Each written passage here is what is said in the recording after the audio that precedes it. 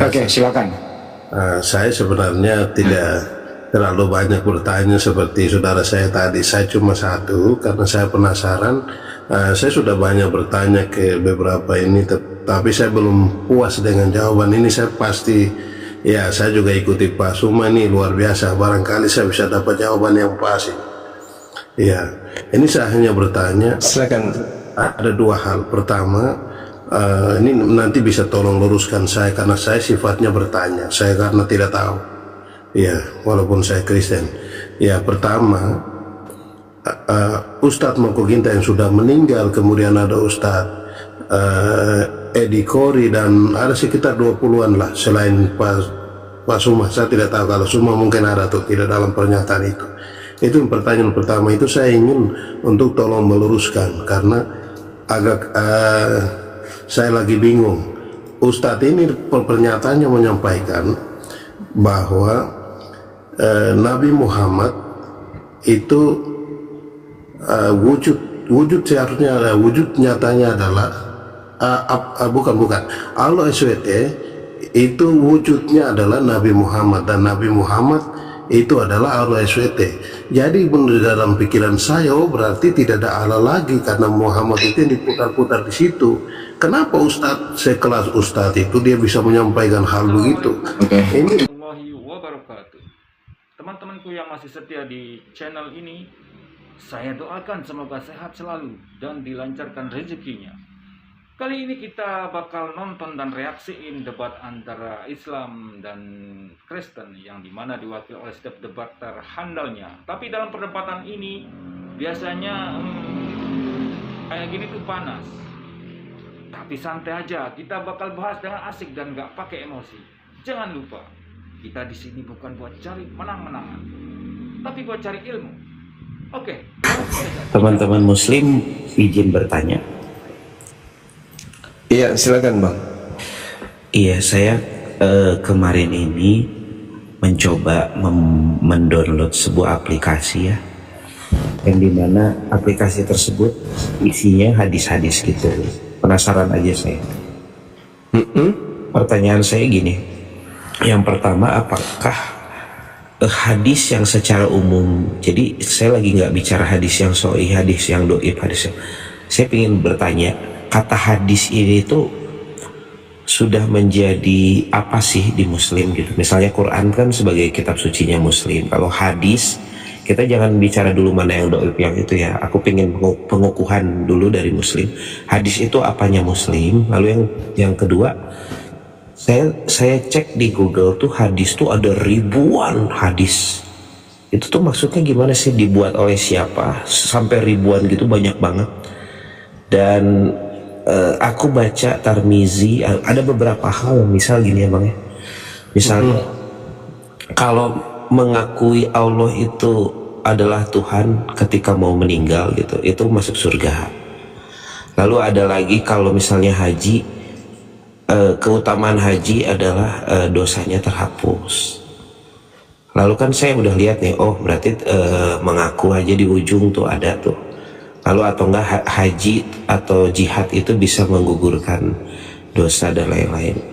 Namun ada beberapa hal lagi yang misalnya masuk ke surga tuh beda lagi caranya, misal gitu loh. Terus ada lagi yang kamu akan gimana gitu asalkan kamu menyenangkan tetanggamu atau apa. Aku melihat itu, aku belum buka ribuan ya, aku baru buka sekitar 3 atau 4 lah. Aku di aplikasi teratas itu ada 8 hadis. Aku ngerasa itu tuh banyak banget sih, buat apa sih gitu. Thank you. Oke, saya jawab. Ya.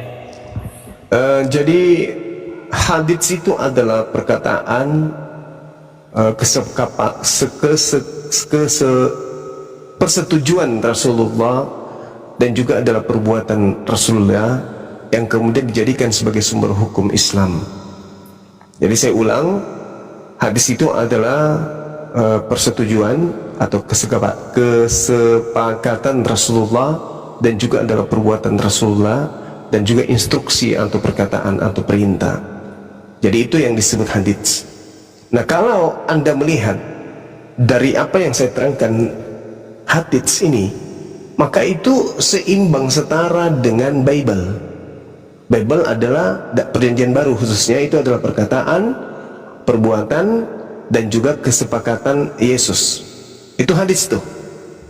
Nah, pembedanya hadis dengan Bible adalah hadis yang disebut sahih atau valid itu adalah yang sampai kepada Rasulullah. Ada yang disebut sanad. Ucapan itu betul-betul dari Rasulullah, disaksikan oleh para sahabat, disampaikan kepada sahabat yang lain, yang lainnya pun mendengarkan. Itu bersanad namanya, punya mata rantai, disebut hadis sahih. Sedangkan Bible tidak ada satupun yang sahih. Lukas, Markus, Matius, Yohanes, Roma, Galatia, Filipi, itu semua tidak sampai kepada Yesus. Jadi kalau dalam ilmu hadis, perjanjian baru itu jatuhnya di hadis maudhu. Apa itu? Hadis palsu. Kenapa hadis palsu? Bisa jadi isinya itu benar, tetapi terkait dengan mata rantainya itu tidak sampai kepada Yesus. Nah itu, Lukas menulis tidak sesamaan Yesus, begitu juga Yohanes menulis tidak sesamaan Yesus, dan bukan mulut Yesus langsung yang berbicara kepada penulisnya, apalagi Paulus. Nah, sedangkan hadits ini adalah uraian daripada isi Al-Quran. Jadi apa yang menjadi perkataan Rasulullah, qauliyah atau perbuatan fi'liyah atau ahwaliyah, segala keadaan Rasulullah itu diuraikan oleh para sahabatnya. Kemudian Rasulullah pernah mengatakan begini, Rasulullah pernah mengucapkan seperti ini, Rasulullah pernah kemudian memutuskan perkara ini, seperti ini kesimpulannya. Nah, kalau itu betul-betul sampai kepada Rasulullah dan benar adalah ucapan beliau, maka itu disebut hadis sahih. Kalau di antara mata rantai penyampai berita itu ada yang terputus, dhaif atau hadis lemah. Kenapa terputus pemberitaannya? Ada zaman di mana orang ini tidak bertemu dengan orang yang di atasnya.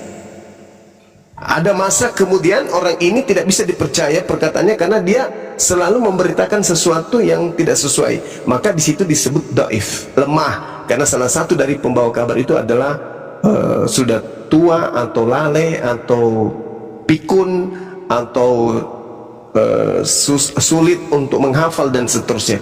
Maka riwayat daripada oknum pembawa berita itu akan diceritakan kemudian bahwa si fulan di antara mata rantai penyampai berita ini ada yang suka berdusta, ada yang gemar kemudian memberitakan berita hoax, maka itu adalah hadis dhaif.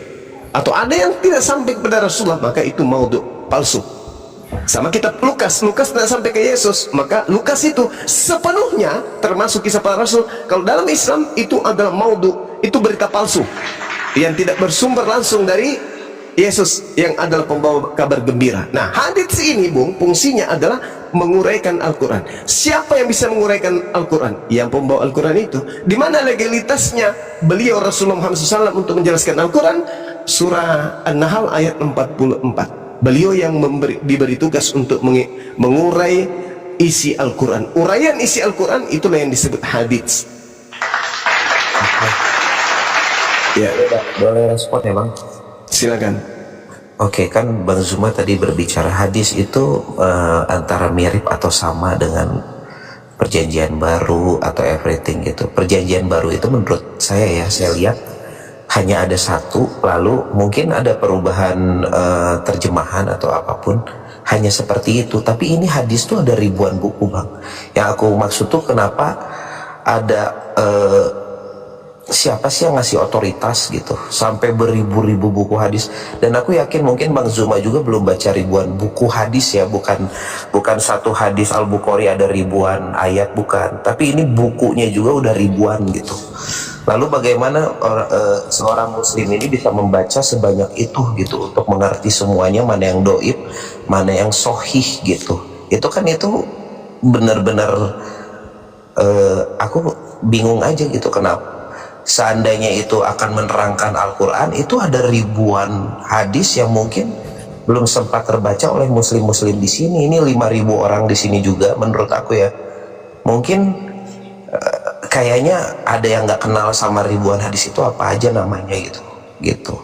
Jadi menurut saya begitu Bang Zuma bilang hadis-hadis tersebut istilahnya ya bahasa kasarnya sudah di-ACC oleh Muhammad gitu, adalah sebuah pengajaran atau sunnah atau apapun, menurut saya jadi maknanya jadi kacau. Kenapa? Yang pertama adalah yang sudah pasti hadis itu terbukukan pasti setelah Muhammad tiada. Kalau misalnya maksudnya informasinya dibagikan ke sahabat, ya saya setuju gitu, mungkin aja saat Muhammad masih hidup, namun dijadikan buku. Iya. Ya, Hadis itu memang banyak. Bang Juba sih. Iya, silakan. Oke, jadi sebanyak itu kita jadi gini. Jadi maksud aku tuh gini, kita kan bisa melihat sanadnya dan lain-lain. Akhirnya oke, ini sohi gitu, oke ini doi. Tapi kan ribuan tersebut kita aja aku nanya dulu deh sama Bang Juma. Bang Juma, ribuan itu udah dibaca belum dan udah dicek sanadnya? Gitu, thank you Bang. Ayat-ayat hadis-hadis yang saya baca itu yang terkait dengan apa yang ingin saya ketahui tentang isi Al-Quran atau sesuatu yang terkait dengan hal-hal yang menjadi amalan ibadah saya. Misalnya perintah untuk sholat seperti apa sholat itu, maka saya akan membaca haditsnya. Jadi Islam itu cakupannya memang sangat luas. Makanya pernah saya dengarkan orang Kristen, apa sih Quran itu? Quran itu kan kecil, sedangkan Bible kami adalah luas, cakupannya panjang dan seterusnya. Saya tertawa mendengarkan itu. Kenapa? Karena kalau semua sahabat Rasulullah menceritakan tentang Rasulullah, maka Indonesia ini tidak bisa muat buku-bukunya. Sama seperti Lukas, Markus, cuma 4 orang yang menulis kan, orang-orang yang bukan murid Yesus langsung. Nah, kalau seluruh sahabat Rasulullah menulis, wow, Islam itu memang penuh dengan nuansa keilmuan. Maka saya katakan bahwasanya terkait dengan amalan Islam, sholat di Indonesia, Islam berapa persen? 87%. Sholat mereka itu sama, maghrib 3 rakaat, arahnya semua sama, menyembah kepada hakikat yang sama, bacaannya sama, ya, tata caranya sama. Itulah kesempurnaan. Anda mengatakan banyak Anda bingung, kami nggak bingung. Apa yang kami bingungkan? Ibadah kami tertata dengan rapi, waktunya tersusun dengan canggih, ya, semuanya lengkap di Islam itu. Tidak ada yang membuat kami bingung di Islam. Justru kami merasa bangga karena nuansa keilmuan itu bisa kami pelajari dari aspek manapun dalam ilmu Islam itu. Semuanya lengkap. Dan sebanyak itu, tak ada satupun umat Islam berselisih paham tentang satu keadaan keislaman. Semuanya satu padu. Sedangkan agama Anda, mohon maaf, tentang Yesus aja bertentangan antara satu sama yang lain. Untuk menentukan konsep Tuhan dan hari lahirnya Yesus bertentangan satu sama lain. Nah, lalu kemudian terkait dengan hadits. Hadits itu, saudara, itu perkataan Rasulullah yang memang Rasulullah kemudian memerintahkan, jangan kau tuliskan selain daripada apa yang kuterima dari Allah. Kenapa hadis itu dibukukan, dituliskan belakangan? Karena Rasulullah tidak menginginkan adanya campur baur antara firman Allah dengan sabda beliau. Kalau nanti Al-Quran dihafalkan, dituliskan bersamaan dengan hadits, bersamaan dengan penghafalan dan penulisan hadits, maka sahabat akan bingung memisahkan mana Al-Quran, mana hadits. Karena sama-sama terlontar dari lisan Rasulullah. Hadis keluar dari mulut Rasulullah, Al-Quran keluar dari mulut Rasulullah. Mana Al-Quran, mana hadis? Hari itu mungkin para sahabat masih ingat, tapi ketika Rasulullah tak ada, mereka tidak bisa membedakan mana Quran, mana hadis. Karena itulah kemudian Rasulullah melarang menulis apa yang menjadi pijakan yang disebut hadis, tetapi Rasulullah mengajarkan agar menuliskan atau menghafalkan bacaan Al-Quran saja. Berikutnya kemudian Rasulullah mengajarkan. Nah, para sahabat kemudian menjelaskan bahwa Rasulullah bersabda, kalau Rasulullah Shallallahu Alaihi Wasallam, Rasulullah bersabda tentang hal ini, beliau berkata bla bla bla dan seterusnya. Nah, kalau betul perkataan itu bersumber dari Rasulullah, maka disebut hadis sahih. Seperti itu, Bang. Kalau tidak sampai kepada Rasulullah, maka disebut sebagai hadis maudhu. Jadi hadis itu banyak, ada hasan, ada dhaif, ada sahih dan seterusnya. Oke. Seperti itu. Oke Bang Zuma, jadi gini, ketika Bang Zuma bilang kalau misalnya hadis itu dan Quran itu bisa membedakan mana yang suara Allah, mana yang suara Muhammad gitu ya. Berarti coba pertanyaan saya seperti ini, ketika di dalam Quran itu diajarkan untuk sholat, lalu di dalam hadis Tirmizi itu banyak banget tentang bagaimana sholat. Memang kebagaimanaan sholat itu suara Muhammad dan bukan suara Allah. Itu kan pasti suara Allah yang disampaikan dong ke Muhammad. Atau itu ya hal yang dibuat oleh Muhammad. Itu kan jadi pertanyaan. Kalau Bang Zuma pingin membedakan seperti itu, gunanya hadis dan gunanya Quran untuk membedakan suara mana gitu. Lalu Bang Zuma belum menjawab pertanyaan saya, apakah Bang Zuma sebagai orang yang bisa dibilang gurunda di sini, apakah sudah membaca, ini saya nggak bilang puluhan Bang, ini ribuan hadis itu. Karena kenapa? Ketika Bang Zuma bilang tidak ada yang berselisih, ada kok. Misalnya ada yang bilang kalau misalnya minum kopi tuh Bang, ini kan ya, ini hal lucu-lucuan aja. Ini mungkin buat teman-teman kan nggak diterima. Tapi kan ada yang menerima, itu satu. Lalu ada yang tentang yang ini Bang, yang memberi makan suami itu ibadahnya seperti pergi ke Mekah gitu. Itu juga kan ada yang suka, aku nggak tahu juga ya, aku bilang suka atau gimana gitu. Dan ini ada ribuan.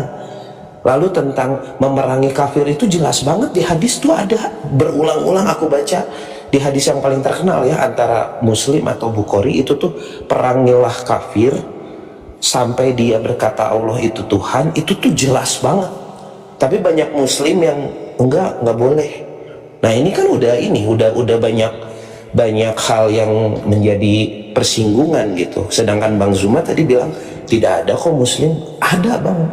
Apalagi kalau Abang nanti baca semua ribuan itu makanya ada kata doib dan soih itu kenapa? Karena bersinggungan gitu loh. Jadi maksud aku, pokok utamanya nama hadis itu, dia doib atau soih itu tuh, hadis tuh apa sih gitu.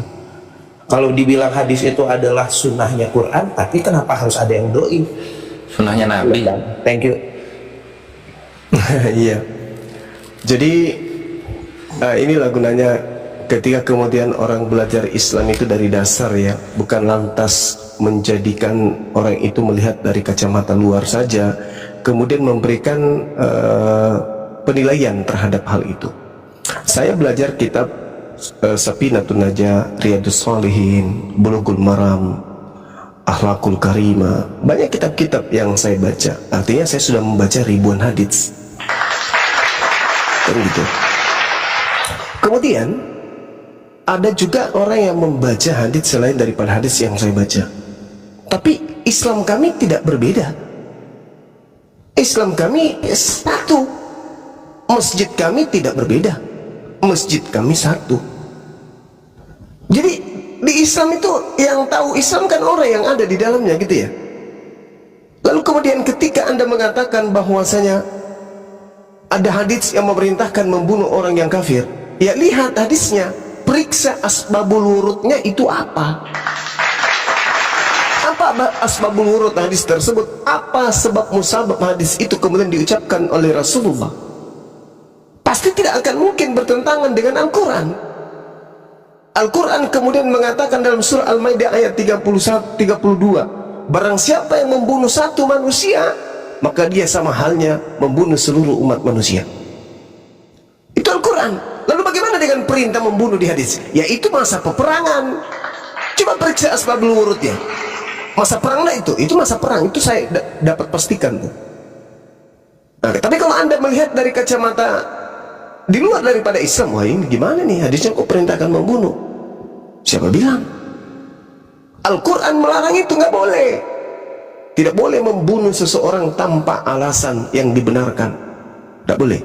Itu di Islam. Al-Quran surah Al-Maidah ayat 32. Bahkan kemudian Al-Quran mengajarkan untuk melindungi orang-orang kafir, orang-orang musyrik. Dia minta perlindungan. Al-Quran surah At-Taubah ayat 6, perintah Allah, maka lindungilah dan sampaikanlah dia pada tempat yang aman.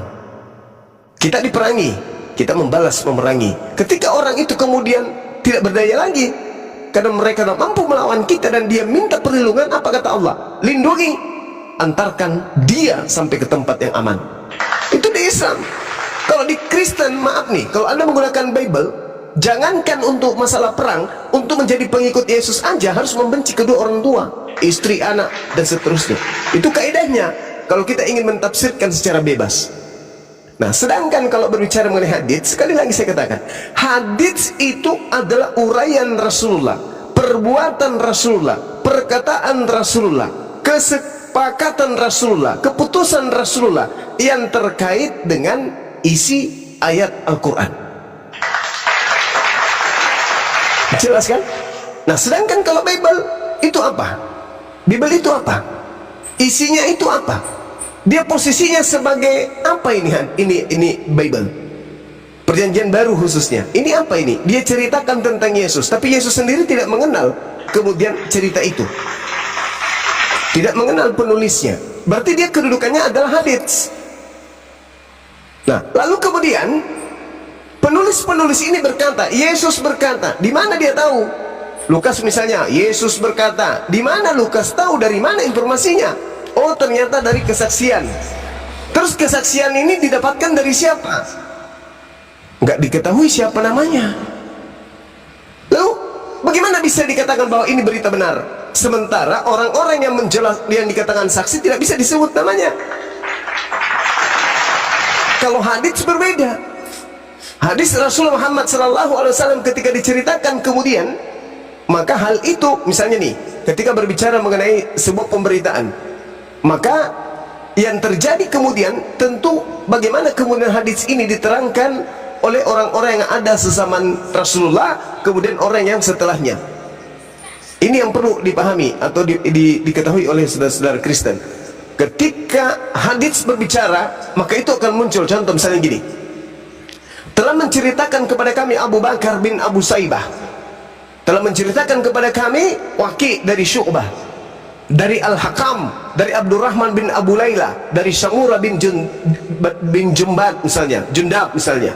Lalu kemudian riwayat ini diceritakan bahwasanya hal ini juga diceritakan kepada kami Abu Bakar bin Abu Saibah. Begitu seterusnya sampai kepada pengakuan bahwa Rasulullah Muhammad SAW bersabda. Diceritakan apa isi, apa muatan daripada ucapan Rasulullah. Nah, ini kalau sampai benar-benar kepada Rasulullah, maka itu disebut hadis sahih.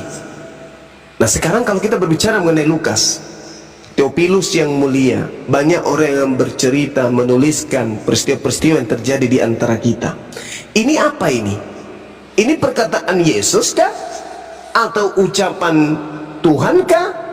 Atau pengantar dari pengarang? Apa kedudukannya ucapan ini? Lukas 1 nomor 1. Apa kedudukannya? Hadits? Ucapan Yesus? Atau apa? Ini noise-nya di mana? Mengganggu kali kuping.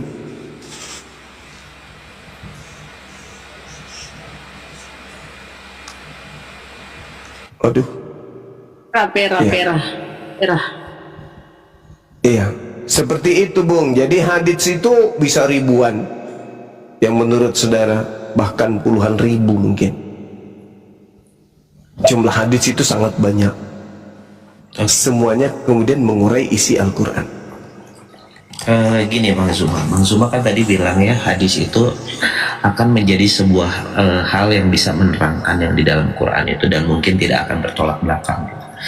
Namun kita bisa menemukan sesuatu ajaran-ajaran hal tertentu yang sebenarnya nggak ada di Quran kan. Ya contohnya gitu, yang ya ini sangat mainstream lah, tentang keutamaan Hajar Aswad itu gitu. Kan itu memang hanya karena Muhammad melakukannya, dan itu tidak ada di Quran gitu. Dan itu berarti tidak relevan dengan perkataan Bang Zuma begitu mengatakan kalau hal itu adalah penerangan apapun yang ada di Quran. Nggak ada di Qurannya, itu satu. Terus yang kedua juga misalnya mengenai reward masuk surga untuk yang jihad. Perasaan aku sih nggak ada seperti di hadis gitu. Ya terserah, ada yang percaya sama itu, yang soal 72 itu ada yang percaya, ada yang enggak, itu bebas. Namun yang saya utamakan adalah hal itu tidak ada di Quran. Jadi ketika Bang Zuma bilang itu untuk mendukung, atau saya jadi bingung, ini tuh sebenarnya kita harus percaya sama Quran, percaya sama hadis, lalu tapi di hadis pun ada yang doi, lalu ketika abang dengan bangganya kalau itu tuh sanadnya sudah pasti nyambung, menurut saya sebuah komunikasi nggak usah sampai bertahun-tahun bang, nggak usah panjang lebar. Jadi maksud aku obrolan saya aja ya nanti diterusin sama pendengar ini ke temannya juga bisa berubah gitu. Jadi ya boleh lah ya, anggap aja yang sanadnya oke menjadi sohi, boleh lah. Cuman kalau saya berpikir soal pola komunikasi gitu menurun ya antara ya 50-50 lah. Jadi gitu nggak usah nggak terlalu yakin gitu kalau sanad itu sangat menjadi patokan gitu. Gitu bang.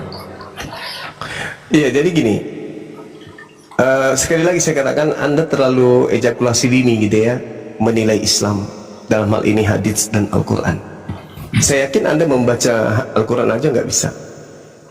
Jadi kalau Anda memberikan penilaian seperti itu sama seperti anak TK yang membaca dan melihat sampul buku bahasa Inggris atau buku kedokteran, baru lihat sampulnya, lalu Anda buka praktek. Anda ditertawakan sama anak usia 3 tahun di Islam. Terkait dengan Hajar Aswad, baginda Rasulullah Muhammad SAW diberi legalitas oleh Allah, kemudian siapa yang mengikuti beliau? Qul in kuntum tuhibbunallaha fattabi'uni yuhibbukumullah wa yaghfir lakum dzunubakum wallahu ghafurur rahim. Ini legalitasnya. Dan Anda nggak tahu itu karena Anda buta Quran. Kemudian terkait dengan apa yang Rasulullah ucapkan, yang Anda katakan tak ada dalam Al-Quran, segala hal yang menjadi tindak tanduk Rasulullah, Allah sudah memberikan legitimasi. Madallah sahibukum wa ma gawa. Anda pun tak tahu itu. Anda mencoba ingin mencari kelemahan Islam, sulit. Dan karena itu tidak ada. Wa ma yantiqu anil hawa. Tidak apa yang diucapkan oleh beliau itu adalah menurut hawa nafsunya. In huwa illa wahyu yuha. Semua yang disampaikan itu adalah wahyu dari Allah. Anda nggak tahu sampai situ. Terlalu berat bagi Anda. Saya katakan Anda ibarat anak TK yang melihat buku sampul kedokteran, lalu Anda kemudian buka praktek. Orang kena penyakit panu, Anda kasih Kombantrin. Adalah lebih bijak kalau Anda belajar tentang Bible Anda yang tidak jelas asal usulnya. Contoh, ketika kemudian Yesus berkata segala firman yang engkau berikan, atau dia katakan aku tidak berkata-kata dari diriku sendiri, apa yang aku katakan adalah apa yang diperintahkan untuk aku katakan dan aku sampaikan. Nah, Yesus di situ mengaku berdasarkan penelitian orang yang menulis buku Yohanes yang bukan murid Yesus. Apa yang dikatakan kemudian di sana? Segala firman yang engkau berikan kepadaku telah aku sampaikan kepada mereka. Pertanyaan saya, mana segala firman itu? Gimana nih teman-teman? Seru kan? Sampai di sini udah mulai panas nih debatnya. Tapi kita tetap chill saja. Ingat, ilmu itu buat dipelajari, bukan buat pamer kekuatan. Oke, lanjut. Yang tidak bercampur dengan perkataan pengarang. Karena Yesus berkata, aku tidak berkata-kata dari diriku sendiri. Nah, mana perkataan-perkataan Yesus yang bukan dari dirinya itu? Di mana Yesus berkata dalam Yohanes 14:24, firman yang kau dengar dari mulutku bukan dari aku, tapi dari Dia yang telah mengutus aku. Kami bertanya dong, sebagaimana pertanyaan saudara, mana ucapan-ucapan Yesus yang tidak tersentuh oleh orang lain, bahkan tidak tersentuh oleh karangannya? Karena Yesus itu adalah penyampai firman, penerima firman, dan Yesus itu adalah pengurai daripada firman. Nah, coba Anda tunjukkan kepada saya mana firman Tuhan yang diterima oleh Yesus dan mana penjelasan Yesus tentang firman tersebut. Layaknya Rasulullah menerima Al-Quran dan hadits adalah uraian daripada Al-Quran. Boleh tidak saya minta secara hormat kepada saudara, tunjukkan firman Tuhan yang diterima oleh Yesus yang tidak bercampur dengan ucapan Yesus, dan mana sekumpulan ucapan Yesus yang tidak bercampur dengan karangan-karangan orang lain. Silakan. Oke. Jadi gini ya, jadi ketika Bang Zuma bilang saya ejakulasi dini karena tidak bisa membaca Quran, it's nothing for me. Itu hanya sebuah pembelaan, ya. Yang Bang Zuma harus tahu ya, ketika Bang Zuma bilang kalau misalnya di dalam Al-Quran itu udah tertulis kok apa yang dilakukan oleh udah ada legitimasi gitu, kalau apa yang dilakukan atau dikatakan oleh Muhammad itu menjadi sesuatu yang boleh, walaupun di Qurannya nggak ada gitu kan legitimasi, itu kan kamu mau pembelaan gitu. Namun sayangnya apapun yang dilakukan dan diperkatakan itu menjadi sebuah definisi yang itu namanya hadis, sedangkan hadis itu ada yang doif, ada yang sohih, itu aja udah kacau. Dari basicnya aja kamu pola pikirnya aja udah pembelaan diri gitu. Jadi ya saya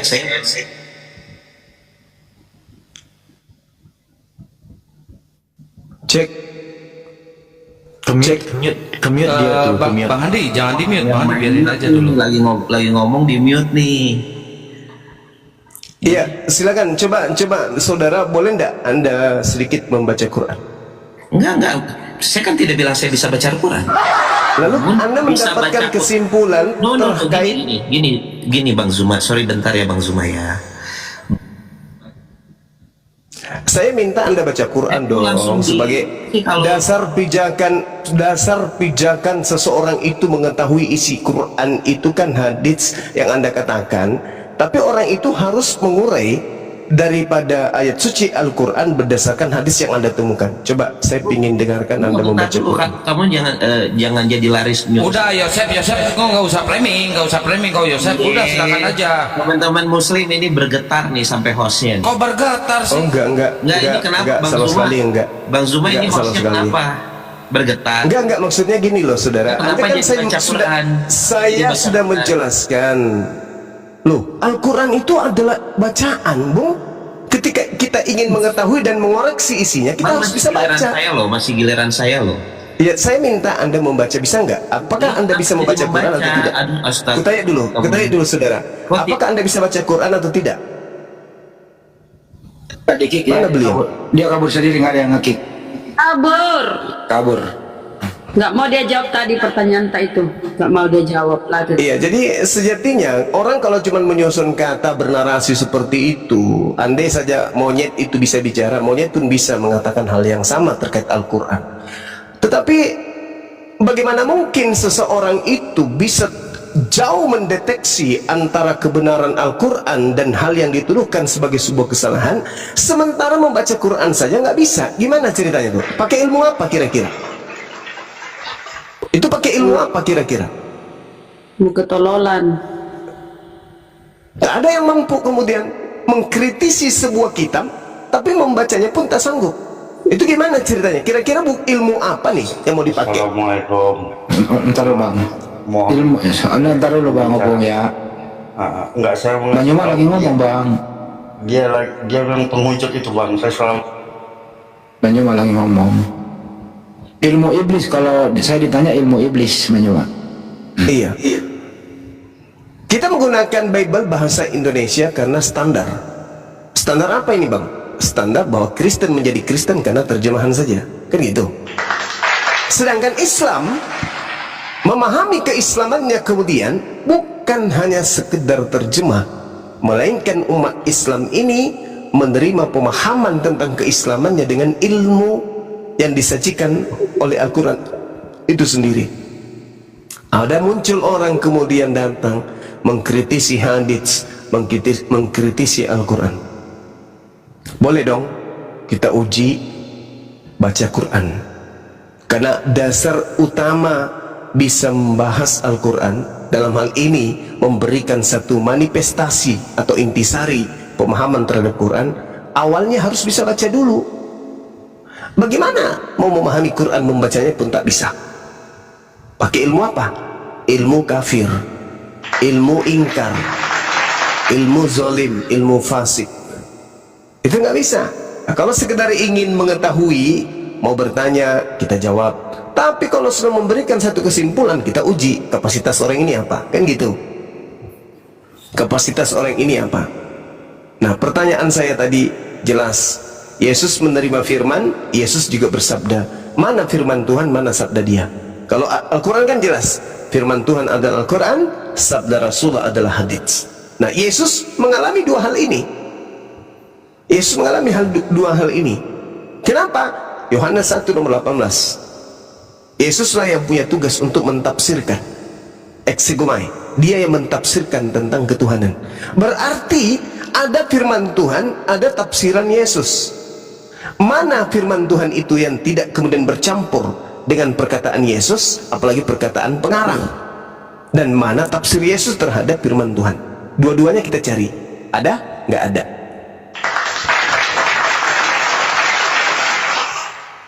Ya, silakan teman-teman. Tadi ada pertanyaan Bang Yoma, mestinya dia jawab dulu sebelum lanjut. Pertanyaan ini membuat dia kabur. Apa itu pertanyaan?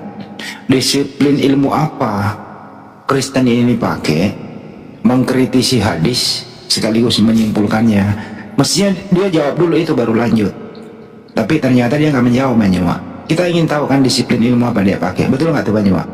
Iya, betul. Jadi orang yang mengkaji hadis itu ya mesti harus paham dong tentang ilmu hadis. Tidak bisa kemudian hanya mengkritisi, sedangkan ulumul hadis mereka tidak studi tentang hadis itu mereka tidak pernah kaji, mereka tidak pernah pelajari dan seterusnya. Nah, itu adalah sesuatu yang hukumnya wajib ketika ingin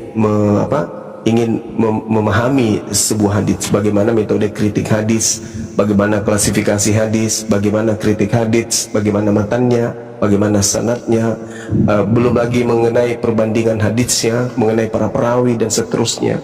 Metode kritiknya itu yang harus dipahami kemudian. Tapi kalau orang itu hanya modal modal kesimpulan, wah ini kan terlalu banyak kayak gini. Habis itu dia mencoba untuk menyusun kata, ya mungkin yang orang awam bisa tertipu.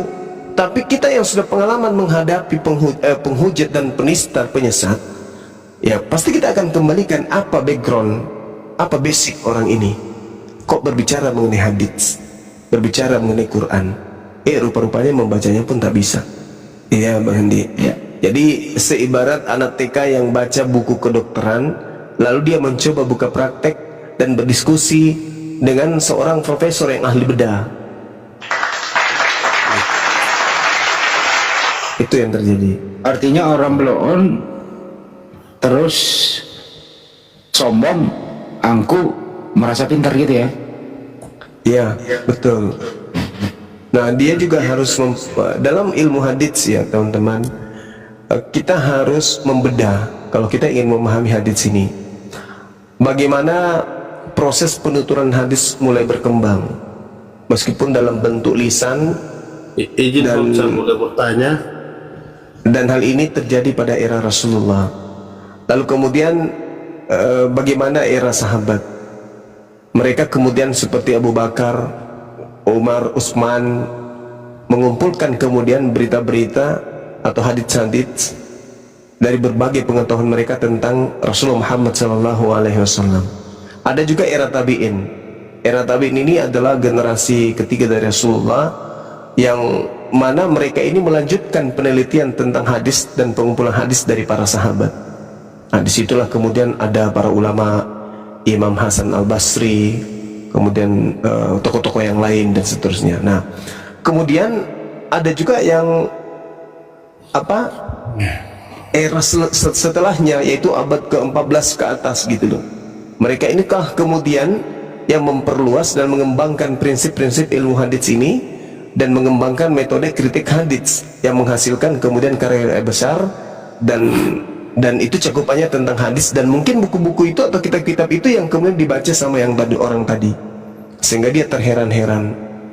Karena hadits itu ada era abad ke-8, era tabi'in, era sahabat, era Rasulullah, era modern juga bahkan ada.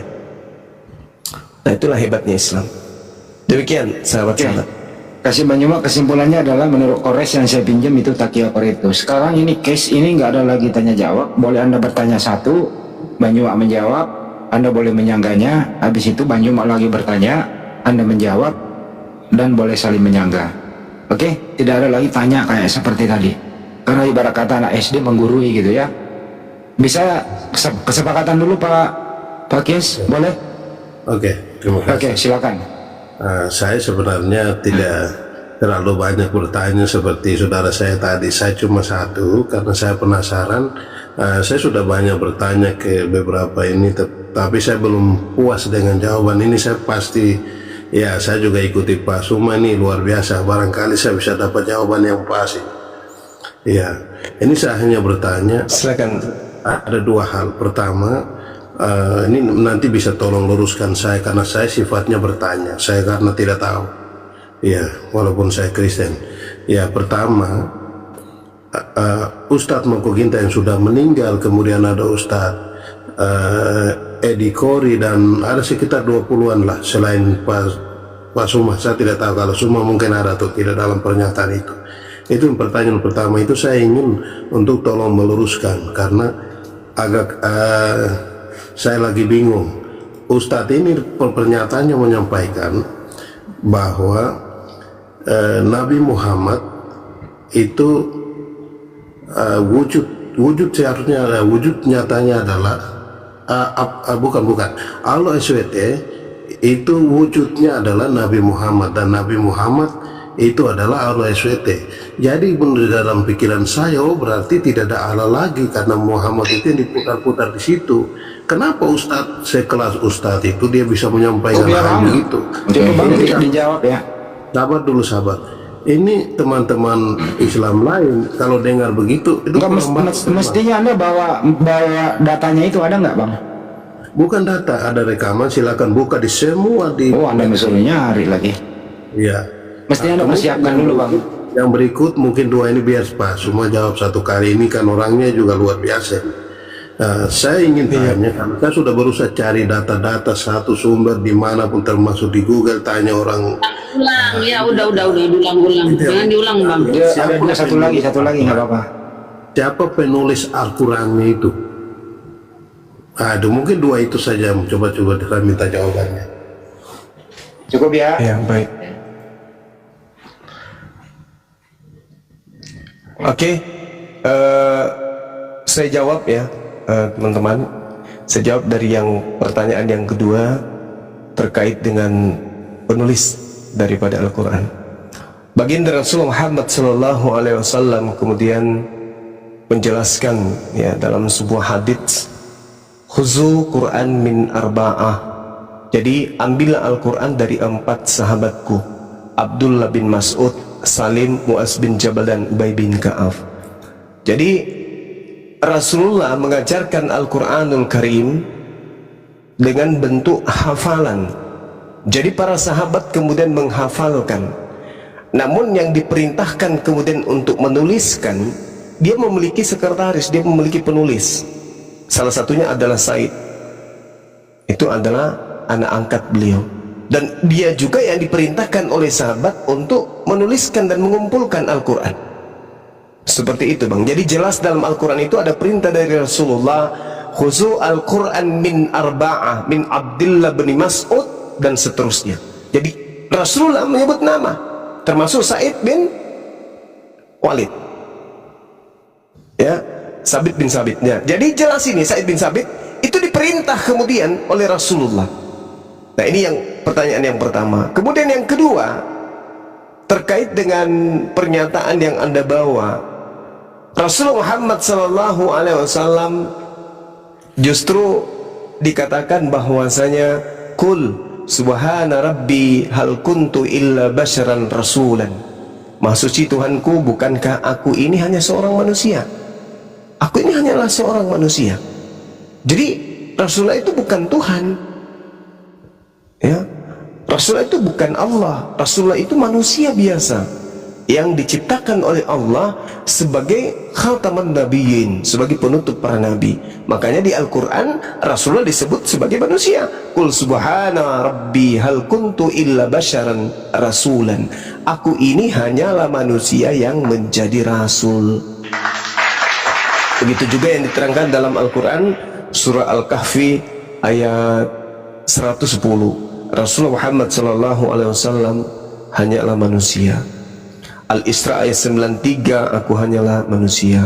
Al-Furqan ayat 7, seorang rasul yang makan minum sama seperti manusia yang lain. Ya, seperti itu bang. Jadi ungkapan bahwa Rasulullah itu adalah Allah itu sendiri, itu adalah ucapan yang sangat-sangat mungkar bagi kami. Rasulullah itu bukan Allah, Allah bukan Rasulullah. Gimana, ada lagi? Atau Bang Handi gimana Bang Handi? Ya boleh, kalau Bang Juma mau bertanya balik atau bisa menyangka kali dia punya keilmuan untuk Iya, menyangkanya. silakan. Ya, silakan disangka Bang, jawaban Bang Juma. Pak Biknya Bang. Penjelasannya baik, tidak seperti yang Ustadz yang sebelumnya yang saya dengar banyak sekali pernyataan yang kontroversi di di TikTok. Jadi penjelasan Suma ini beda lagi. Sedangkan ini makanya saya bilang ini menurut Suma, Ustadz yang berikan pertentangan soal Muhammad adalah Allah SWT itu sendiri. Ustadz seperti ini labelnya apa menurut Suma? Sebentar benar. Biarin aja nggak apa-apa. Dia kan mau menjalani. Nggak apa-apa, nanti Bang Juma yang meluruskan, nggak apa-apa. Yang lain diam dulu. Silakan. Ini ada orang luar biasa di sini, Pak Suma nanti jelaskan. Yang di belakang sabar dulu, mohon maaf ya, ini saya hanya bertanya karena ahlinya sudah ada di sini. Bang, kalau bertanya itu jangan berpendapat. Nanti diminta itu yang membuat. Bukan berpendapat saya, ini bukan pendapat orang Kristen, Pak, tapi ini saya ikuti. Maka saya tanya, ini jawabannya tadi sudah kata beda lagi, makanya saya bilang Ustadz yang sebelumnya pernyataan Ini gini loh Bang, izin saya moderator, izin. Ustadz Moko Ginta itu almarhum, jangan dipitnah di sini, gitu loh ya. Beliau tidak pernah. Taruh. Anda diam dulu. Bang Juma tolong luruskan, ini nggak bagus didengar. Almarhum itu adalah guru kita, dia berduluan berapologet, dia fitnah nih bahwa Nabi itu sama dengan Allah Subhanahu Wa Taala. Ini dipitnah ini Bang Juma, harus diluruskan. Silakan Bang Juma. Itu ilmunya Edis, bukan ilmunya Ustadz Iksan Moko Ginta. Beliau tidak pernah menyatakan itu. Anda mengabarkan kebohongan. Dan tak ada Ustadz yang pernah mengatakan bahwa Nabi Muhammad itu adalah Allah itu sendiri. Tak ada. Saya bisa taruhan. Mana Ustadznya? Tunjukkan ke saya. Nggak ada itu bang. Kenapa nggak ada? Al-Quran sudah menerangkan. Rasulullah diperintah oleh Allah, Qul innama ana basyarum mithlukum yuha ilayya annama ilahukum ilahu wahid. Sesungguhnya aku ini hanya seorang manusia seperti kalian yang telah menerima wahyu dari Allah bahwa sesungguhnya Allah adalah Tuhan yang Maha Esa. Jadi nggak ada, itu ilmu dari Edis itu bang. Itu bukan Ustadz yang mengajarkan itu. Sefakir-fakirnya Bang Suma, seawam-awamnya Bang Suma tentang Al-Quran, Bang Suma tahu bahwa di dalam Al-Quran pernyataan Allah tentang Rasulullah adalah hamba, Rasulullah adalah Nabi, adalah Rasul, adalah manusia, itu valid. Banyak dalam Al-Quran. Innama ana basyarun mithlukum. Aku ini manusia, sama seperti kalian. Tuh kata Rasulullah. Jadi Ustadz mana yang mengatakan Nabi Muhammad itu adalah sama seperti Allah, adalah Allah itu sendiri? Itu bohong bang itu. Silakan. Aku bisa kasih pembanding Gurunda. Iya. Ini dikit ya sebelum ke kawan-kawan Kristen. Nah kalau misalnya kita komparasi, Kores itu berani berkata ada orang-orang Kristen, orang Kristen lah ya, yang mengatakan bahwa sebelum Yesus disalibkan, Yesus diperkosa terlebih dahulu oleh tentara Roma. Itu ada. Nah, bisa nggak Edis mengeluarkan data yang tadi ustadznya siapa? Nanti kita bandingkan dengan orang Kristen yang mengatakan Yesus diperkosa terlebih dahulu oleh tentara Roma sebelum dia disalibkan. Gitu. Cowok loh. Yesus adalah Tuhan berkelamin pria. Tentara Roma, tentara yang berkelamin pria. Pria diperkosa pria. Waduh. Tapi ada datanya. Sebentar loh, nggak usah kayak begitu Res. Nggak usah kayak gitu. Di mereka ini juga bertentangan satu sama lain. Yonatan Purnomo mengatakan bahwa 6.500 kesalahan dalam Bible, orangnya masih hidup. Yohanes Unitarian ribut tiap hari. Ini fakta begitu. Kenapa yang ini nggak disoroti? Kenapa Ustadz saya yang sudah meninggal dipitnah? Ini saya nggak terima. Bapak malam ini harus membuktikan fitnahan itu. Kalau tidak, Anda minta maaf. Coba tampilkan videonya, minimal linknya kasih kepada kami, kita bukakan di mana Ustadz almarhum Moko Ginta mengatakan demikian. Kalau tidak ada, Anda harus minta maaf. Silakan.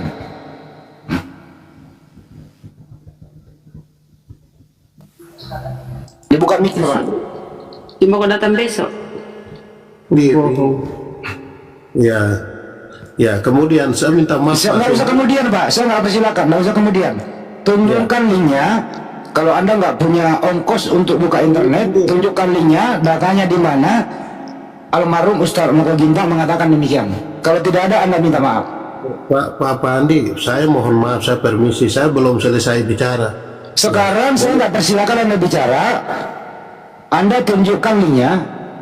Kita bantu buka di mana fitnahan Anda itu. Silakan. Ini coba ketik di TikTok karena HP saya cuma satu. Coba ketik di Ketik di mana? Ketik di mana? Ketik di TikTok, baru coba lihat TikTok lagi di YouTube. Kah itu ada dia di YouTube. Coba kita bantu ketik di TikTok ya, coba ya. Silakan. Silakan deh Afi. Yang mana? Tampilkan dulu apa yang boleh kita ketik.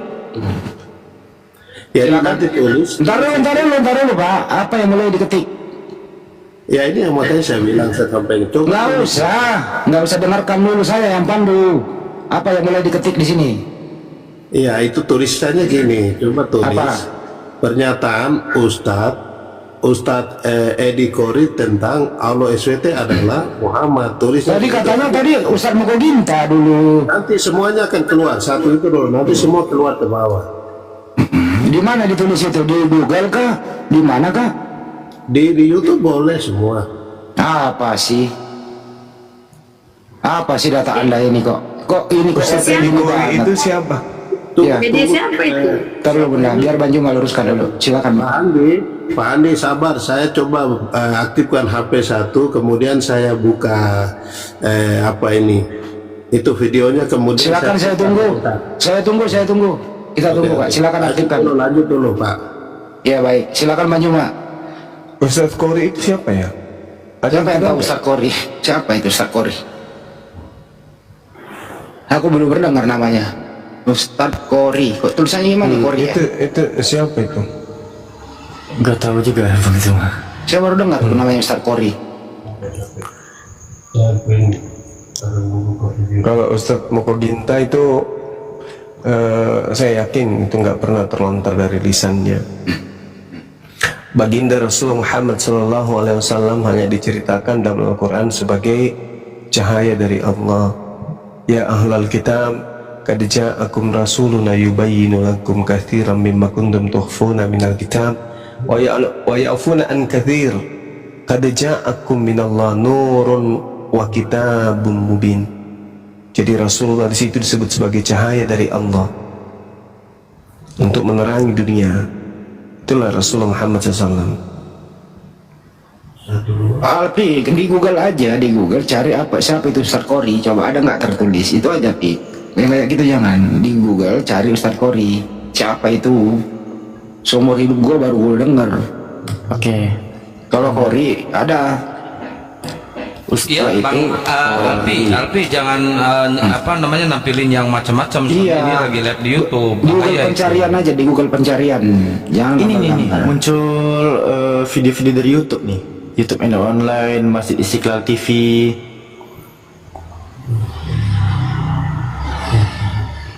Nah, itu coba itu ada 3 Ustadz. Coba itu viral 3 Ustadz. Siapa penulisnya? Nggak apa-apa, buka aja. Ini Kita dari baca. Jatim.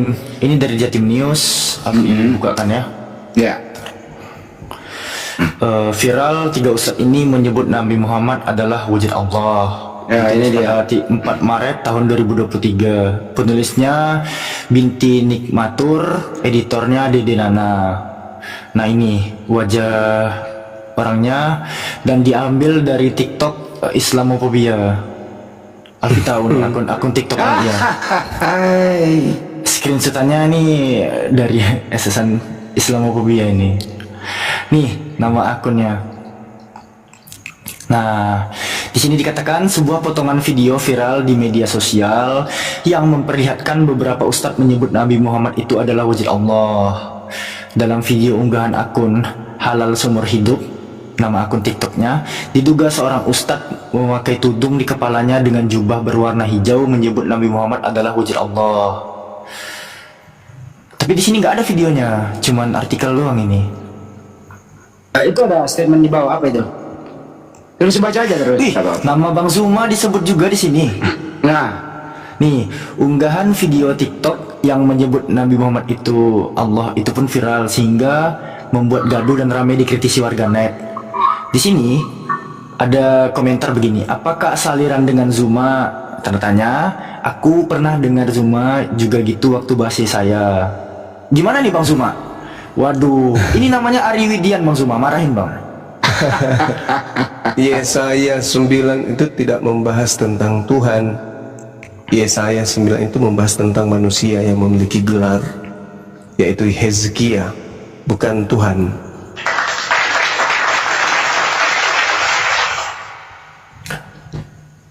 Bang Zuma masuk Google. Jadi terbukti sudah bahwa tulisan ini dari Islamofobia. Islamofobia, ya.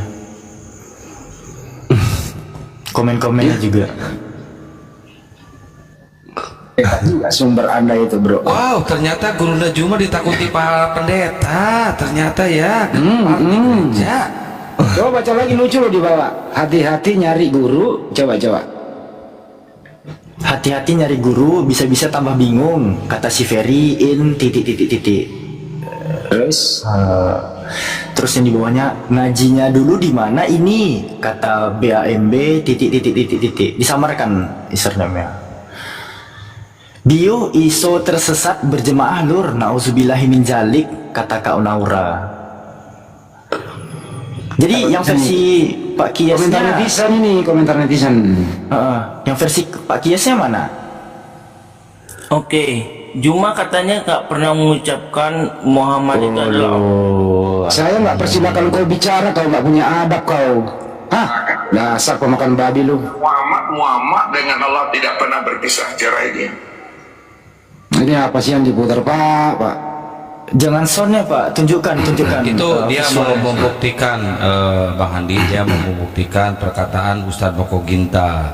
Coba, nggak apa-apa, putar aja kalau emang dia benar. Ini Ustadz siapa ini? Coba tampilkan fotonya. Siapa ini orang ini?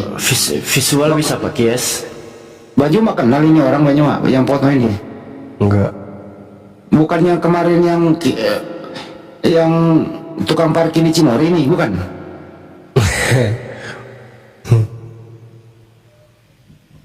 Ini enggak, ini yang murtadin itu, ini yang murtadin yang baru dilantik jadi kabur dia.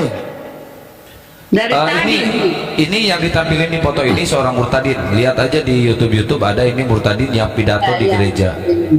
Ini murtadin ini, bukan ustadz ini. Katanya juara MTQ nih, iya aku pernah nyimak MTQ dia, juara MTQ katanya. Penipu. Tapi sebenarnya gini ya, Alfi ada informasi nih, mohon maaf sebelumnya. Bang Zuma yeah, harus tahu nih Bang. Ada salah satu akun namanya Bang Zuma 01. Ini akun abang gak Bang yang pernah upload bahwa donasi untuk membuka ponpes API? Pernah upload Bang?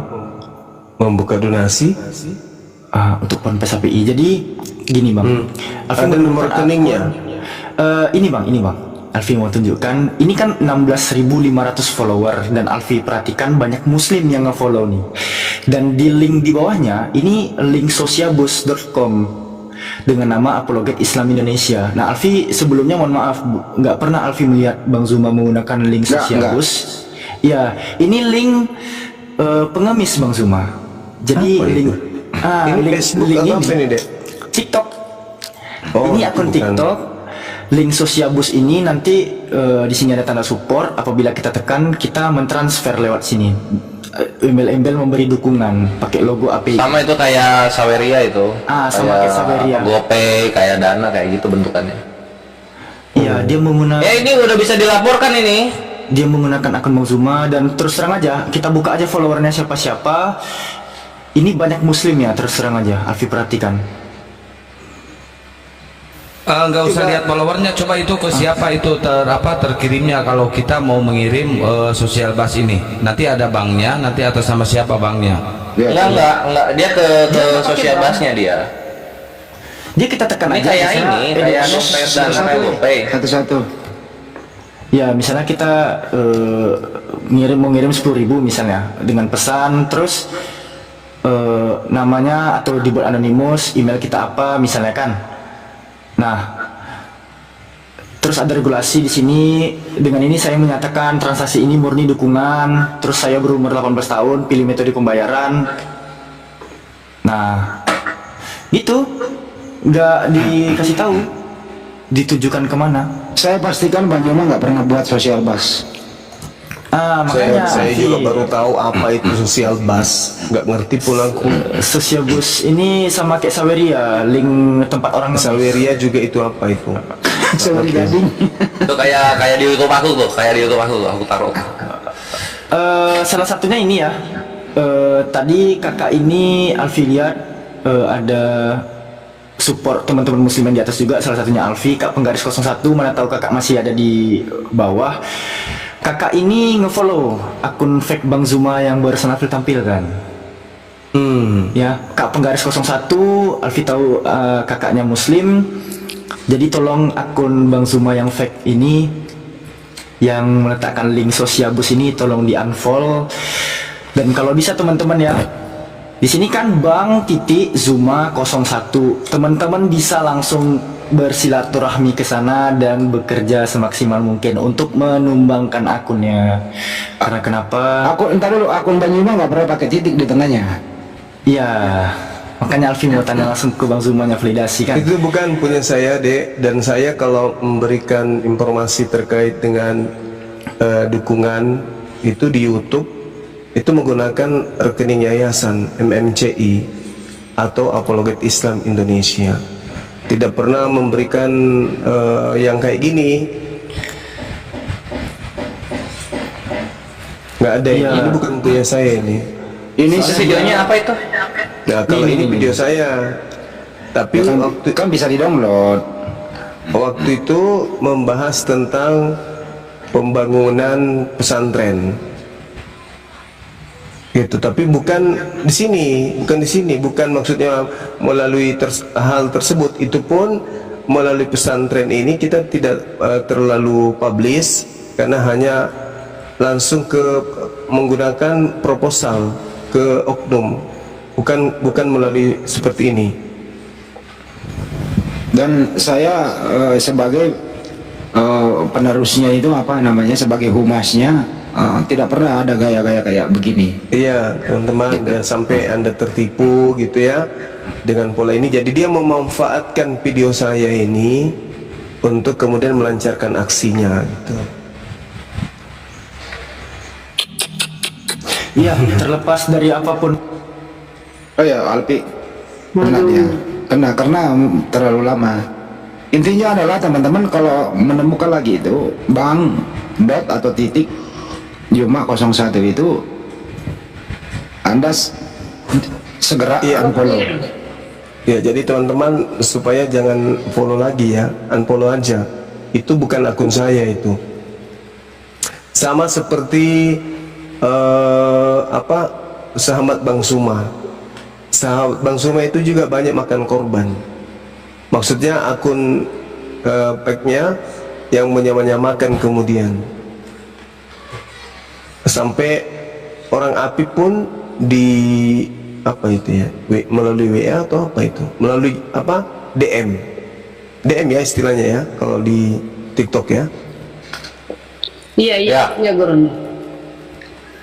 Nah, itu dia. Follow baru blokir. Jadi solusinya kalian kalau mau follow kami yang di sini, terutama Gurunda, follownya pas akun itu lagi live, jadi ketahuan. Betul. karena banyak yang menyerupai kita ini. Gua aja perang Easter ada 3. Ada 3 loh. Gua juga. Tapi angkanya ngaco. Jadi saya informasikan, Bang Andi juga ada. informasikan kepada teman-teman, apabila sudah terlanjur Anda sudah mentransfer ke sana, hubungi saya sebagai humas sapi, bawa buktinya, saya akan atau kami akan mengambil tindakan hukum. Ini sudah unsur penipuan. Saya umumkan sekali lagi ya, teman-teman siapapun itu yang pernah merasa mentransfer apapun bentuknya, ada bukti Anda pegang, berikan kepada kami akan mengambil tindakan hukum. Karena ini sudah unsur 378. Saya tunggu, makasih. Mantap. Ini juga udah ada apologetik Kristen yang dialog PK sama gue tiba-tiba oleng di ujung jalan cabut. Ya selamat malam Bre. Mau bahas apa? Enggak, gini bro, kan kau sendiri buat janji, kamu sendiri ntarin gitu loh bro. Kita udah PK, lu Ya, tapi cabut kau bilang kan di kita ujung tanpa- dialog. Iya, tapi kan itu kan kena banned aku bro. Gitu. Bukan lu, aduh ini saya dapat chat nih, jadi nggak bisa mikir, gitu. Oh iya, ya itu kan gara-gara ya pertama kan, itu kan gara-gara masalah pertama itu. Ya udah lanjut aja yuk. Itu gue basa-basi Ya. busuk aja. Mau apa? Mau bahas apa? Gini, tadi kan Bang Juma ini kan ngatakan dia nggak pernah mengatakan Muhammad itu adalah Allah, itu aja sih. Soalnya saya udah ada videonya sih. Ya, tadi dibahas bukan Gurunda katanya, Ustadz Mokoginta. Kalau lu mau bahas yang Gurunda beda topik jadinya. Tapi nggak apa-apa, lanjut aja. Iya, tapi itulah kan Topik baru aja deh. Bikin topik baru, apa yang kau kuasai di Bible, bikin topik baru. Apa yang kau diakui nggak itu pernah mengatakan Muhammad itu adalah Allah. Nggak ada yang mengakui itu. Siapa yang ngomong kayak gitu? Oke, dengar ya dulu ya. Biar ini Bang Andi Gurunda sakti itu ngejelasin ini. Perkasa Allah yang kekal, siapakah dia? Itu sudah pasti bukan Yesus, melainkan dia yang kita peringati hari kelahirannya, baginda Rasulullah Muhammad Sallallahu Alaihi Wasallam. Nah, Oke, silakan Gurunda. Itu ya, saya 95 dulu tuh Bang Juma. Iyo, Masih itu aja. Enggak, saya kan ngasih tunjuk data gitu loh. Jangan luruskan, cukup. Jangan pakai. Udah berkali-kali dijelasin Kuclu, masih bertanya lagi, mana telingamu tuh conge apa? Aduh, ini biar Gurunda, Bunda. Yuk, Gurunda silakan. Iya, sebenarnya ini mau menghabiskan waktu aja ya. Materi saya itu kan materi panjang, bukan hanya sepenggal seperti itu. Udah turun orangnya, udah. Berarti tuduhan Kristen Yesaya 9 nomor 6 itu bahwa adalah untuk Yesus, ya itu lebih pantas disandingkan kepada Rasulullah. Andai saja itu nubuat, tapi itu kan bercerita tentang Raja Hezekia, bukan untuk Nabi Muhammad, bukan juga untuk Yesus. Itu adalah untuk Raja Yehuda, Hezekia itu. Nah, Allah yang dimaksud di sana ketika dirujuk kepada Hezekia itu bukan merujuk kepada Allah Subhanahu wa taala. Coba tanya orang Kristen, apakah ketika mereka menyebut nama Allah itu merujuk kepada Allah Subhanahu wa taala? Bukan. Jelas itu. Kenapa giliran kemudian dikatakan dalam Yesaya 9:6 kata Allah atau Allah menurut pembacaan umat Islam itu larinya ke Tuhan yang umat Islam? Berarti mereka dengan sadar mengakui bahwa Allah yang mereka gunakan di dalam Bible itu adalah Allah Subhanahu wa taala. Seperti itu. Ya, jadi latar belakang pembahasan itu adalah terkait dengan Yesaya 9 nomor 6. Itu udah sering dibahas pun itu. Waktu itu Bang Juma saya ada di room itu. Topiknya panjang, tapi kesimpulannya adalah Oten ini bersih kekeh bahwa itu nubuatan untuk Yesus. Udah dijelaskan oleh Banjuma bahwa itu bukan untuk nubuatan siapa-siapa, karena di situ bahasa Ibrani kalau nggak salah yulad itu telah lahir. Waktu itu telah lahir, bukan akan lahir, yaitu Raja Hizkia. Tapi Oten ini ngotot terus. Bang Juma, oke lah kalau begitu. Mari kita cek. Kalau ini dipaksakan untuk nubuatan, lebih cocok untuk Nabi Muhammad. Bukan berarti Nabi Muhammad itu adalah Allah Subhanahu wa Ta'ala, bukan. Mereka mempelintir, digoyang-digoyang, dibumbuin, akhirnya menjadi viral. Kira-kira begitu. Betul? Apa betul Banyuma? Seperti itu? Benar sekali. Yang Yesus aja di framing kok. Bang Hani pinter lah. Udah sering. Di situ kok waktu itu gimana sih saya pelakunya saya? Yesus aja di framing, apalagi saya. Berpuluh-puluh kali dijelaskan itu. Itulah yang membuat si muka segi 4 si Yuni itu kan, yang bikin ini menjengkelkan.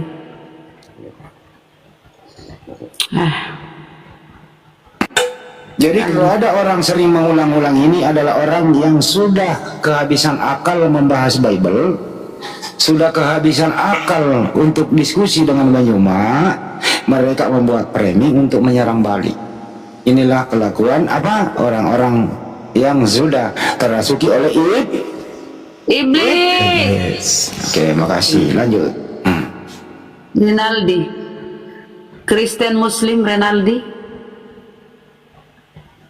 Oh Rinaldi, Kristen Muslim. Assalamualaikum kalau Muslim. Salon sudah tutup kalau Kristen.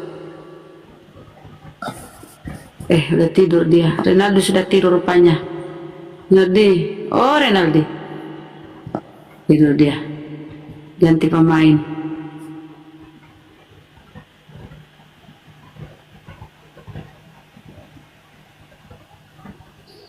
Tuh ngandalan pertanyaannya Raja Hizkia.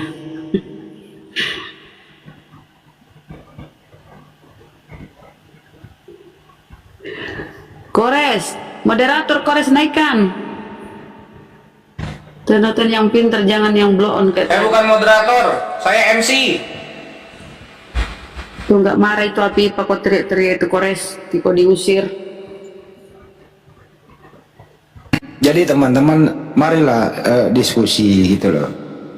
Kalau sudah tidak Anda bisa membaca original text Bible, tidak bisa membaca original text Al-Quran, ya ngaku saja bahwa saya ini hanya umat terjemahan yang ingin belajar.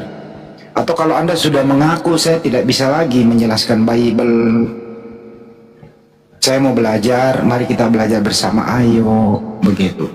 Karena siapapun yang naik di sini, musuh terbesar mereka adalah, ada yang tahu musuh terbesar mereka adalah?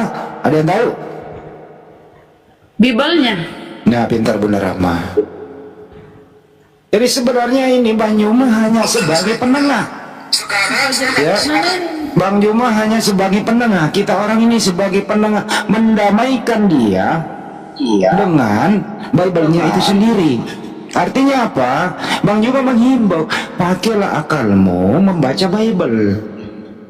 Jangan kesampingkan akal, hanya iman buta, iman saja yang nggak bisa berubah. Bang juga menghimbau, kita hanya menghimbau, pakai akalmu, buka matamu lebar-lebar, cangkam baik-baik, baca Bible. Oke. Tuh. Kita sapa Pace.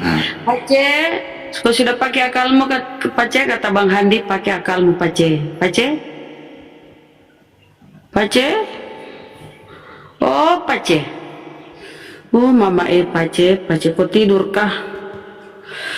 Siapa di atas? Mirakto. Tapi alhamdulillah selama ini berkat adanya Bang Juma, ada kita semua di sini, mereka sudah banyak yang berakal meninggalkan yang sudah dia baca itu. Makanya dengan adanya kita di sini, mereka sekarang lari dalam kondisi panik. Panik, wah ini bahaya ini kalau dibiarkan Bang Juma, bisa-bisa perpuluhan habis, tiap malam ada yang syahadat. Nah ini berbahaya ini. Kalau Bang Juma selalu memfungsikan akal orang, tidak ada lagi yang bisa dibotol-botolin sebagai korban. Bahaya ini.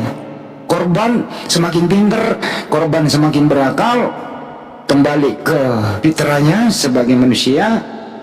Nah ini bahaya. Caranya adalah fitnah Banjuma, hajar Banjuma dengan berbagai cara. Tidak bisa mengalahkan argumentasi, ya tombak akunnya, habisin akunnya, setiap akun baru habisin. Itu cara mereka sekarang. Panik, panik, dan panik. Silakan Bunda disambut yang lain. Oke, Pak C, dengar tadi kan narasi saudara saya Bang Handi bahwa ya akalmu jangan taruh di bawah kalau naik diskusi. Pak C, siap diskusi Pak C? Pak C, tadi dia sudah buka mic. Pak C, ya silakan. Pak C kok kabur juga ternyata. Mirasto apa Mirakto? Mirasto, aku suka minum miras kah? Mirasto, Kristen, Muslim, Mirasto. Ini gara-gara Banyuma sih menyehatkan akal sehat. Banyuma jangan terlalu memaksa orang berakal Banyuma. Kalau semua orang udah berakal, nggak ada lagi yang bisa dibego-begoin gitu loh maksudnya. Gitu ya Bang Andi. Iyalah, masuk akal juga. iya dong, saya kan pengamat. Biar supaya tidak ada orang-orang ini pakai balis-balis. Apa ini merah? Pakai balis-balis. Apa ini merah? Aduh. Ngomong turunin, yang tidak ngomong-ngomong turunin aja, pasti nge-report dia di atas. Turunin. Berwax. Namamu apa sih? Berwax, Kristen Muslim. La ilaha illallah Muhammadur Rasulullah. Udah pada tidur ya, lama menunggu.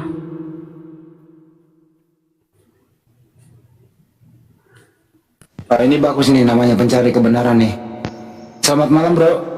Assalamualaikum warahmatullahi wabarakatuh. Waalaikumsalam warahmatullahi wabarakatuh. Ada yang tidak ingin disampaikan? Ada yang mau sampaikan ini bang. Oh ada yang mau disampaikan, kirain tidak ingin. Silakan bang. Ini masalah Tuhan noten-noten ini, itu kan benda mati kan. Jadi siapa yang memberi nyawa mereka dan mencabut nyawa mereka bang?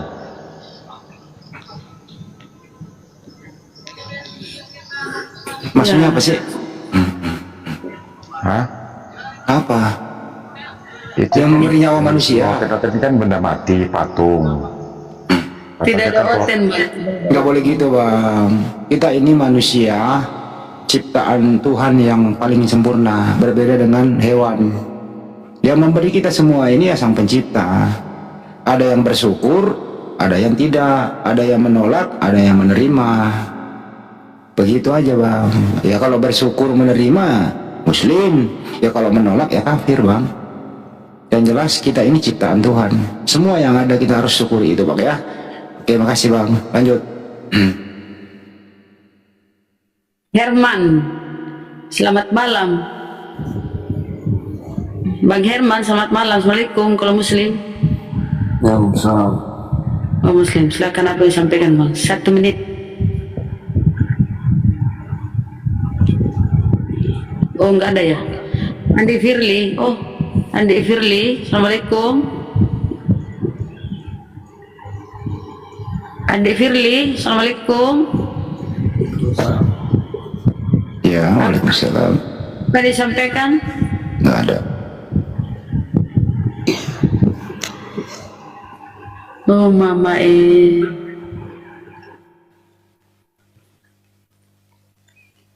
kabur semua Ya, orang. Janet Soleta. Ya kali Soleta. Oke ya. Janet. Assalamualaikum warahmatullahi wabarakatuh. Waalaikumsalam warahmatullahi Waalaikumsalam warahmatullahi wabarakatuh. Saya Derai Islam. titisan Ini saya ada mau sampaikan bang. mata. Oke, silakan. Bunda, itu itu saya dapat ini ya informasi dari ada kakak angkat saya kan dia baru mualaf ya.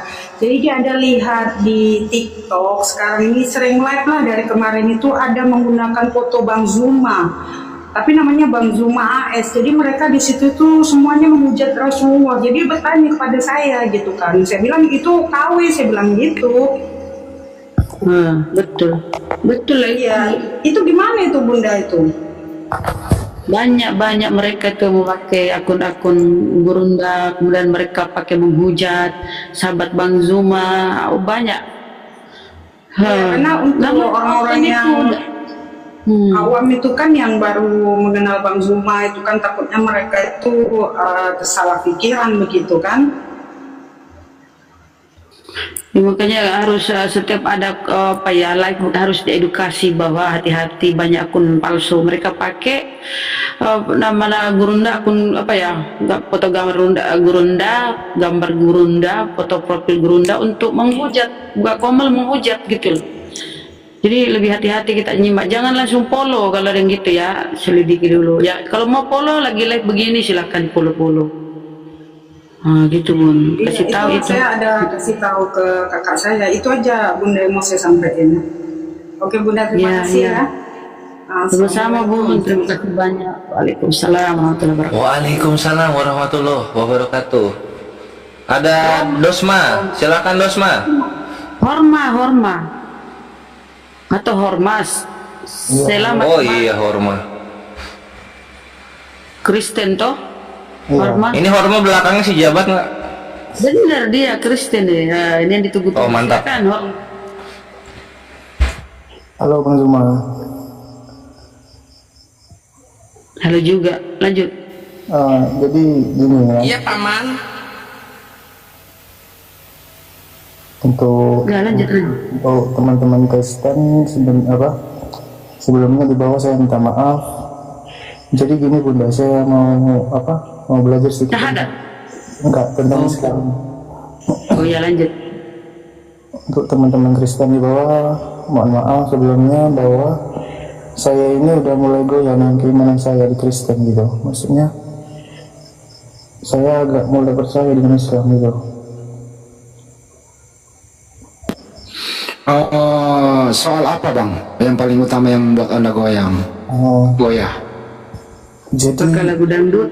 Jadi saya ceritakannya bukannya saya agak suaranya digedein dikit Bang biar jelas Bang.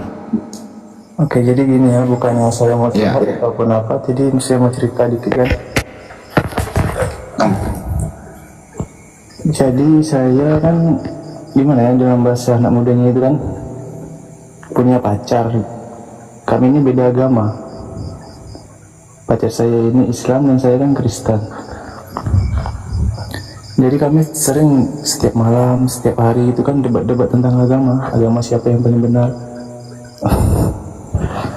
Jadi dia tadi malam pembahasannya tentang malaikat. Jadi pertanyaan saya itu tentang malaikat pemikul ars. Itu Bang. Tahu nggak maksud saya Bang? Ngerti dong, ngerti. Lanjut. Pertanyaan saya, malaikat itu dalam Islam itu gaib atau enggak Bang? Goib. Iya. Soalnya kan dijelaskan dalam ajarannya itu kan bahwasannya dari jarak antara daun telinga dan baunya itu kan sejauh 700 perjalanan burung. Benar Bang? Iya. Betul. Jadi kalau memang jadi itu pertanyaan saya Bang. Berarti malaikat itu gaib ya Bang? Gaib. Iya. Tadi udah itu pertanyaannya. Terus yang bingungnya di mana dengan sosok penggambaran malaikat Jibril oleh Nabi itu? Itu Bang.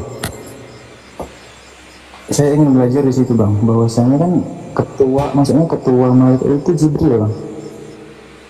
Ketua malaikat Jibril, enggak juga sih, bukan ketua sih, dia Allah tugaskan untuk memimpin tentara-tentara malaikat dan juga pengabaran wahyu gitu.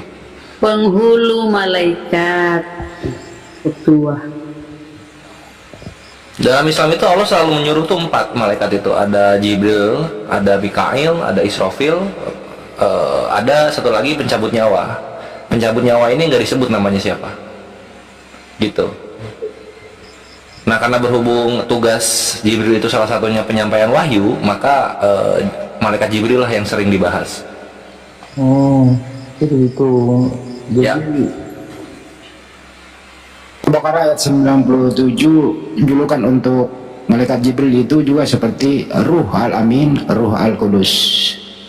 Dan bisa juga disebut juga ketua para malaikat atau julukan atau pemimpin. Itu sih. Kenapa emang itu? Lanjut.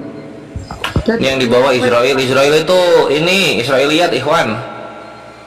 Tapi kenapa membahas malaikat harusnya keimanan mau sentuh bang? Tidak mau kuasai bunda nggak apa-apa. Silakan lanjut. Ya jangan ya. Ini kan saya tadi sebutkan bunda bahwasanya itu saya itu sudah mulai goyah dengan keimanan saya di Kristen gitu bunda. Nah, oke, sebelum ke malaikat lagi, coba kabari kami goyahnya di bagian apanya? Tadi malam itu saya debat sama pacar saya itu bang. Menjelaskan tentang ayat ini. Ini menarik. Ayat Ar-Rahman 19 sampai 21 dan ayat An-Niyah ayat 30 surah Ar-Rahman ayat 19 dan 21 dan surah Al-Anbiya ayat 33. Ini juga ya, sakti juga ya calon istri lu ya. Keren. Iya, itu dia apa bang? Berambisi bang mau masukkan saya Islam diajari tentang kebenaran dikasih tahu dikasih tahu tentang kebenaran dalam Al-Quran. Mantap. Oke, nah terus goyang di imannya itu di bagian apanya gitu? Di bagian apanya? Iya bunda, di mute noise bunda, suara bunda noise. Dia membiarkan 2 laut mengalir yang kemudian keduanya bertemu. Kores itu yang noise bang. Marajal Bahraini Yal Tokia. Itu kan memang ada kan di apa? Ya ada bang. Memang ada kan? Membiarkan laut mengalir dan tidak bercampur betul. Ya, Bunda Rama aja dulu. Bunda Rama sama Bunda Rama, hormat. Lanjut aja, enggak aku buka datanya. Kamu yang noise ya? Siapa yang noise? Terus Al-Anbiya ayat 33 itu maksudnya kan memang benar kan? Al-Anbiya.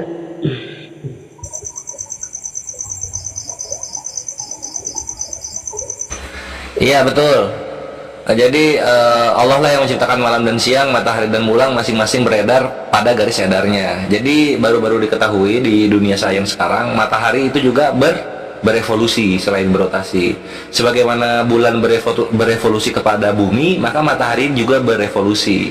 Revolusinya matahari ini adalah kepada inti galaksi, yang dimana galaksi kita itu Bima Sakti. Jadi berputarnya di situ kalau matahari. Gitu, my bre.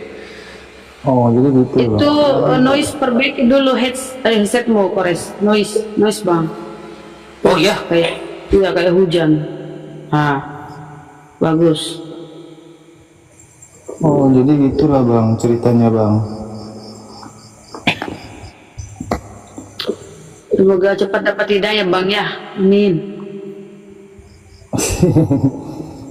Lagi belajar dulu bunda. Mau sama calon istrinya mau nikah kapan? Udah rencana nikah belum? Lagi perdebatan agama, tapi tentang kebenarannya itu semua disebutkan itu ada di dalam Al-Quran. Itu yang menggoyahkan agama saya bang. Makanya saya memperkuat mencari kebenarannya itu bang. Maksud saya gitu. Alhamdulillah. Jadi mau kita jelaskan bagaimana sang calon istri ini mengarahkan bahwa Al-Quran itu kebenaran melalui tanda-tanda yang ada di kitab orang-orang terdahulu atau di kitabnya orang Kristen. Mau nggak dijelasin lewat situ? Boleh sih bang. Inilah 2 ayat ini bang yang menguatkan saya. Ar-Rahman ayat 19 dan 21, Al-Anbiya ayat 33. Dan ada satu lagi bang, itu ayatnya apa bang? Boleh.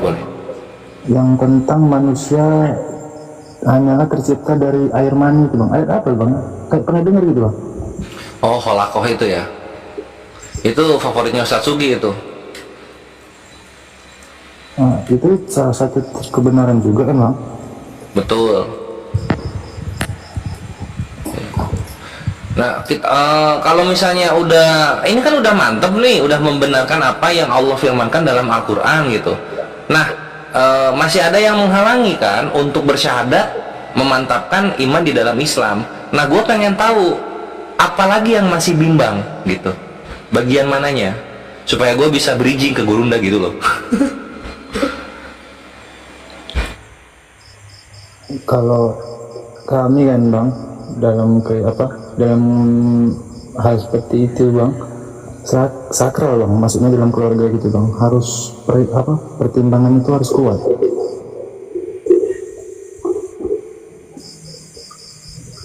Iya. Oke lah, kalau misalnya belum tahu apa yang masih dibimbangkan, apa yang masih ditakuti, ini kita ngobrol aja santai supaya lanjut ya. Tadi kan yang surah Al-Anbiya udah gue jelasin tuh mengenai revolusinya matahari terhadap galaksi Bima Sakti. Nah, untuk yang ini calon istrinya udah ngasih bukti belum? Yang surah Ar-Rahman ayat 19 sampai 21. Tentang air laut itu?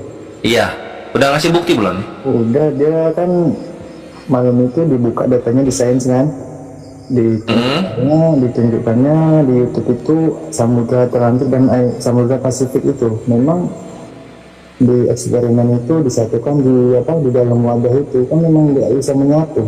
Jadi situ makin menguatkan saya bang dalam ajaran Islam ini.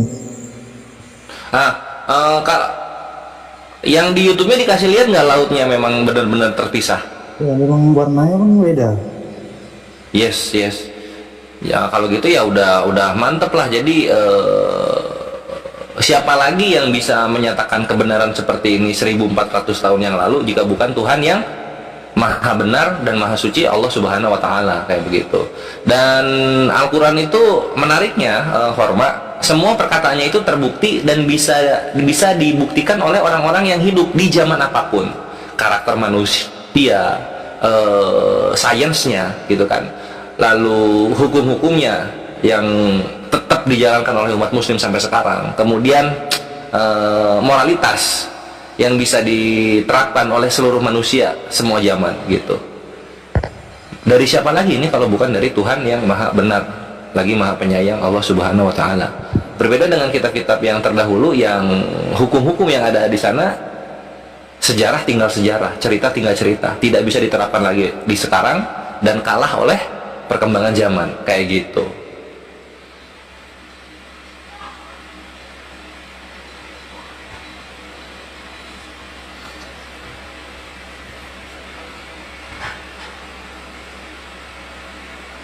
Normal? Ada yang mau ditanyain selain ayat ini?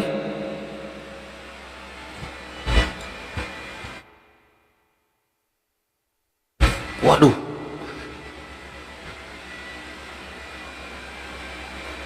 Dia terguncang sampai terlempar ke bawah. Terlempar dalam fakta.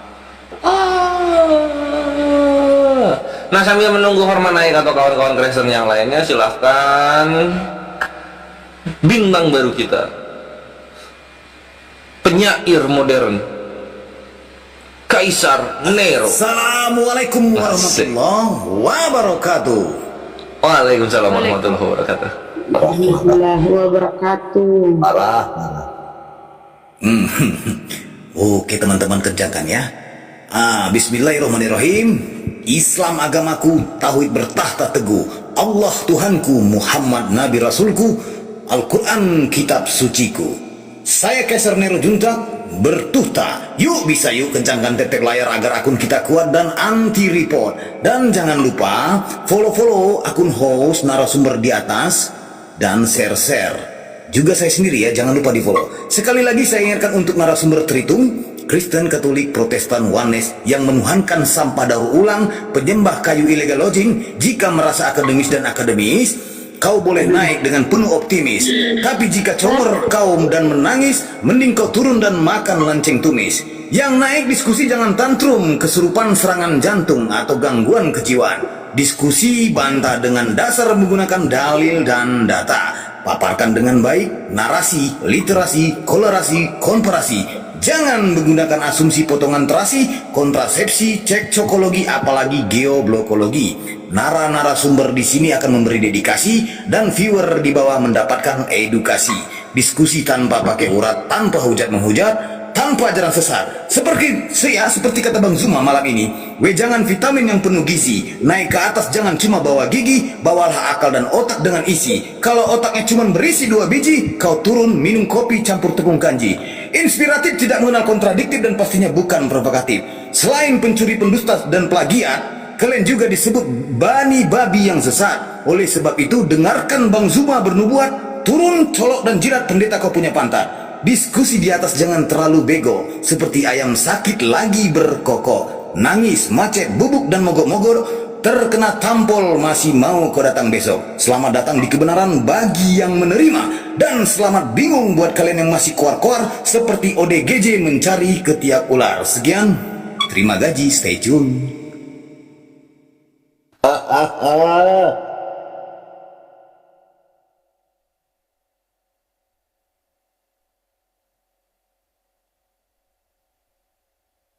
Mantap, brother Kaisar.